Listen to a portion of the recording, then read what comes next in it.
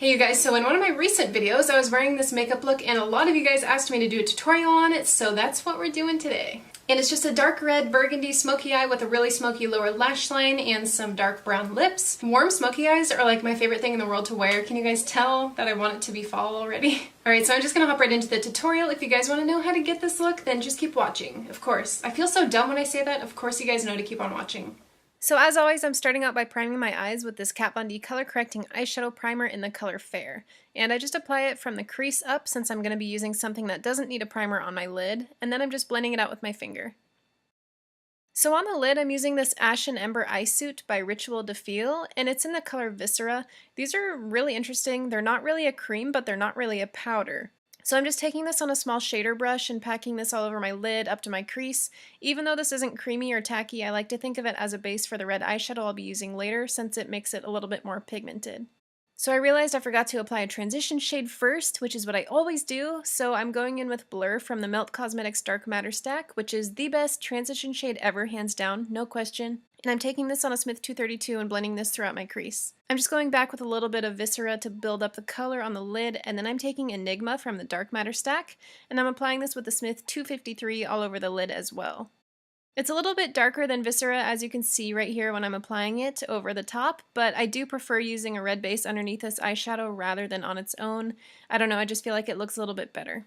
Now I'm going in with Unseen, which is a medium brown, and I'm just taking this on a Smith 230 brush and I'm blending this right into the crease, pretty much just applying it right where I put Blur, but not blending it up as high. And this is just helping to blend the red on the lid into the crease so it doesn't look so harsh and it looks like more of a gradient blend. I'm switching back over to Enigma again, but I'm taking it on a Real Techniques shading brush this time, and I'm pushing it right into the crease. I love this brush for blending lid colors into the crease because it doesn't blend it out too much. It just really helps to focus the color right where you're putting it. And now I'm switching back over to a softer brush, which is the Cosette S185, and I'm taking the tiniest bit of Enigma and just blending it out a little bit more. Once again, going back in with Unseen and blending over the red we just put down in the crease. I always go back pretty much a million times with the crease colors to just make sure it's completely blended out. Dark Matter is the black in the stack, and I'm taking this on a pencil brush and applying this kind of in a diagonal shape, almost like the wing of eyeliner to the outer part of my lid. This is just adding a little more dimension to the eye, but if you don't want it to be as dark, you can skip this step. And then I'm just taking that same Cosette brush I just used before, and I'm blending that into the crease a little bit and onto the lid. Now for eyeliner, I'm using my Inglot 77 gel liner, and if you have gel liner at home, you need Duraline. You know how it always dries out after a couple months? Duraline revives any gel liner practically and makes it so nice and smooth.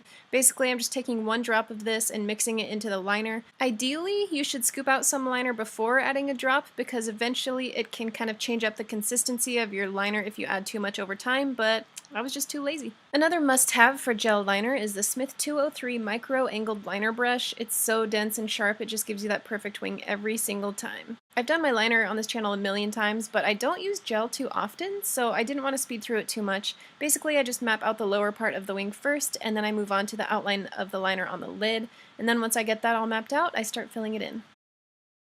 I'm using my Wet n Wild Max Fanatic Mascara, and I'm just applying a quick coat, and then I'm going in with my J-Cat Beauty Gel Liner Pencil in Back in Black, and I'm just using this to tightline really quickly. I'm using my Black Magic Lashes by Esquito, and oh my god, look at that freaking fluff ball on my tweezers. How did I not notice that?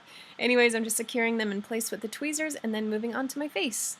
And I'm starting out with my Pixi H2O Skin Drink, which is a really light moisturizer. It just makes your skin feel really quenched. That sounds gross. Is that gross? I don't know, you get what I mean. And then I'm going in with my Giorgio Armani Luminous Silk Foundation in the shade 3, and I'm just applying this in sections of my face. So I start out with my chin, apply it there, then blend it out with my Beauty Blender, and then go over to my cheek and blend it out there as well. I've had a love-hate relationship with this foundation, as you guys probably know if you've been on my channel for a while now, but I'm actually starting to really like it, and I think this might be the foundation that I wear on my wedding day. I don't know, it's been a hunt, but this might be the one.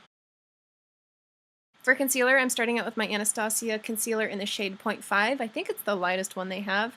I'm just taking the tiniest amount and applying that on the inner corner of my under eye area and then blending that out with the Beauty Blender. And then going on to my Tarte Rainforest of the Sea concealer in Fair, and I'm using this pretty much just to highlight and spot conceal the rest of my face. So starting out underneath my eyes, blending that out with the Beauty Blender all the way up to where I put the first concealer. And then I'm also applying some around my nostrils because it tends to get really red there on me. and then a little bit on my chin and around my mouth, anywhere that I have a little bit of discoloration, down my nose to highlight, on my forehead, and then those fun little zits we have up there. And then as always, just taking that beauty blender and blending everything out. To set the concealer, I'm taking this loose powder by My Beauty Mark Academy, and I'm just taking a little bit in the lid there and dipping my beauty blender into it, and then using this to set my under eye concealer. I feel like this is the most effective way for me to set concealer. I feel like it just really helps the powder sink in. Going in with my OG NYX taupe and a big fluffy angled brush by Sigma. This is a brush that I use when I'm in a hurry to do my contour. It just works so quickly, and it actually looks really good too. So I'm just contouring my cheekbones and then also blending that up towards my temple and across my forehead. Especially when I wear part of my hair back, I like to contour my forehead. And then honestly, this is probably the most exciting part of this video and my makeup routine in general. I'm taking this new highlighter by Ofra called Beverly Hills. It's got 5 different wedges of highlight colors, and I'm focusing that brush down in that champagne color, and look how crazy that is. It's so pigmented. This is probably the most intense highlight that I have. So if you like intense highlights, you'll like this too. And I do have a coupon code. I will list that down below. It's just my name. So I'm applying that on my cheekbones and then a little bit on the bridge of my nose and the tip of my nose, and just dusting the lightest amount on my Cupid's bow. Makeup Geek recently came out with some new blushes and they reformulated them as well, so I'm taking this one, which is called Cherish. This is probably my new favorite everyday blush. It's just a really nice neutral light color. Now that I'm done with the face, I'm going to move to the lower lash line, and I'm taking Blur on that Cosette brush. I'm just using this as a transition shade underneath my lower lash line. Then I'm taking Enigma on the side of that 253 brush by Smith, and I'm just using that to blend it underneath the lower lash line, but I'm going to stop when I get about 2/3 of the way across. So I'm going in with a Smith Cosmetics 212 tight liner brush, and I'm dipping that into the black, and I'm just running this up along my lower lash lines as close as I can get to them so it's darkest up near my lower lashes. And then see how on my left eye I angled that black eyeshadow downwards a little bit once it gets near my tear duct? This is just going to help open up the eyes a little bit and make them appear a little bit larger. So once I get to the inner corner of my eye over there, I'm just going to stamp that black eyeshadow a little bit further down than the natural lash line so it looks like it's downturned a little bit. And then I'm just going to take a little bit more of Enigma and just blend that over the black to make it nice and seamless, and then smoke it out with that Cosette brush one more time. I basically just wanted the lower lash line to be super smoky. Then adding a quick coat of mascara to the lower lashes, and now we're going to highlight the inner corner of the eyes, and I'm using the Kat Von D Metal Crush eyeshadow in Thunderstruck, and I'm taking this on that same shading brush, and I'm just applying a little bit in the inner corners of my eyes. Really like this eyeshadow because it's not too shimmery, it just makes your eyes look really nice and bright. So I'm taking a berry colored lip liner by JCat Beauty, and I wanted to wear a brown lipstick, but I wanted it to show a little bit more of a purple hue. And I don't know if this really did that, but I thought it did, so we're just going to say that it worked. So I'm just lining my lips and then filling that in.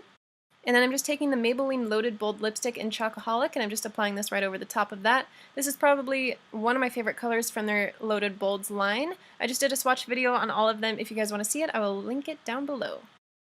Alright you guys, so that is it for the tutorial. Thank you so much for requesting it. I always go back through my videos and read the comments if you guys request anything for me to do. If the comment gets a bunch of likes, then I will definitely write that down and make sure to do a video on that. Anyways, thank you guys for watching. Hope you liked it, and I will see you in my next video. Bye!